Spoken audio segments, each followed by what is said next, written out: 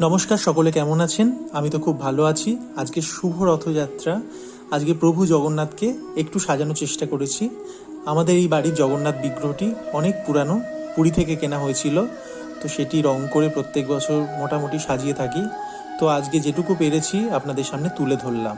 আর ভিডিওটা ভালো লাগলে অবশ্যই লাইক, কমেন্ট, শেয়ার করে দেবেন। জয় জগন্নাথ, জয় গিরিধারী।